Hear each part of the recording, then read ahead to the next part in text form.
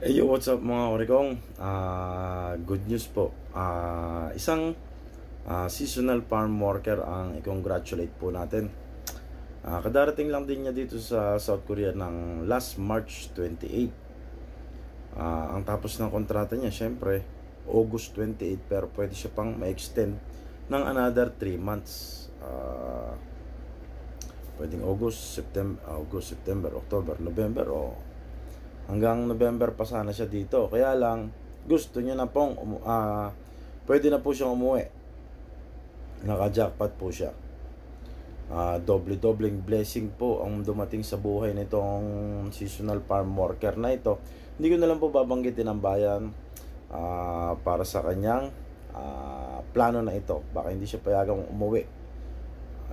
Basta, hindi ko na lang po babanggitin. Congratulations sa iyo, idol.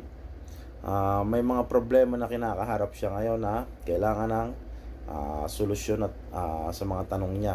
Hindi ko naman lahat pwedeng masagot. Dumating siya dito March 28, tapos ng kontrata August 28. Tapos dumating po yung nagkaroon po siya ng approval sa EPS account niya last March 27. Yan, March 27 nagkaroon ng approval. March 28 nag-flight siya ng South Korea. Double celebration yun. Tapos May 22 nagkaroon po siya ng company. On the same date, nagkaroon siya ng employment permit issuance na po. Basta may nagkaroon na po siya ng company nitong May 22 lang po. Ganong kabilis nagkaroon ng selection. Na-select po kaagad siya. Hindi ko na po babanggitin yung name ng company. Ang plano niya po is isa-sign niya through email. Pwede ba yon through email yung pag-sign ng contract? Tapos hintayin niya na lang yung CCBI o schedule ng training niya sa DMW.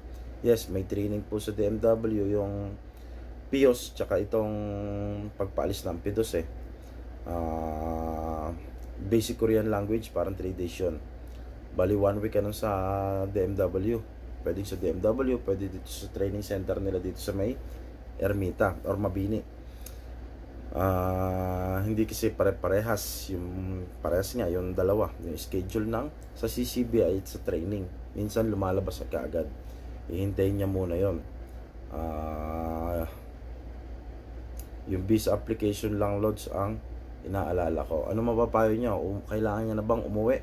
Kahit company pa lang, wala pa siyang CCBI Tandaan niyo po, wala pang CCBI na lumalabas. Hindi pa lumalabas yung standard labor contract, tapos contract signing hindi pa lumalabas. Basta may company pa lang po siya, hired na po siya. Ano mapapayo niya? Uuwi na po ba siya? Kailangan niya na pa po bang umuwi?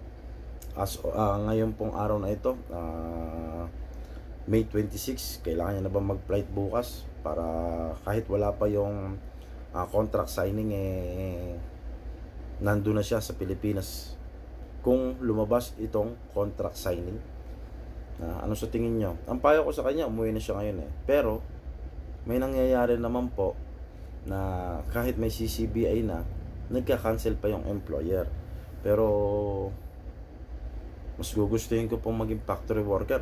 Kung ako nasa sitwasyon nitong seasonal farm worker na ito, magpapaalam na po ako ng maaga ngayon sa employer ko, magbe-break contract po ako. Dahil ang isa sa inaalala ko rin dito, pag natapos ang isang kontrata mo dito sa South Korea, need mong mag-stay ng 1 month sa Pilipinas para maka-re-entry ka ng panibagong visa. Para yun sa E9 visa to E9 visa. Hindi ko lang po alam para sa E8 visa going to E9 visa, kailangan ba mag-stay ng 1 month bago ka ulit maka-re-entry ng South Korea? Ayan yung isa sa mga iniisip ko kung patatagalin niya pa ang pag-stay niya dito sa South Korea. Ito yung kauna-unahan na kaso ng seasonal farm worker na may apply din ng EPS factory worker na nagkasabay.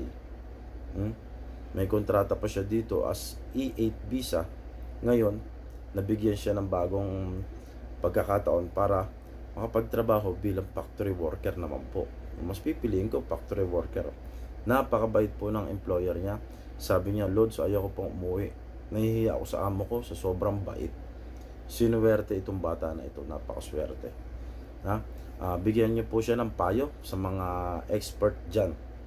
Pero yung sinasabi ko nga, hindi ko po alam itong sa 1 month entry ban. Pag nag-exit ka, kailangan mo muna mag-stay ng 1 month sa Pilipinas bago ka ulit mag-entry dito. Dati 3 months yan eh. Ngayon 1 month na lang.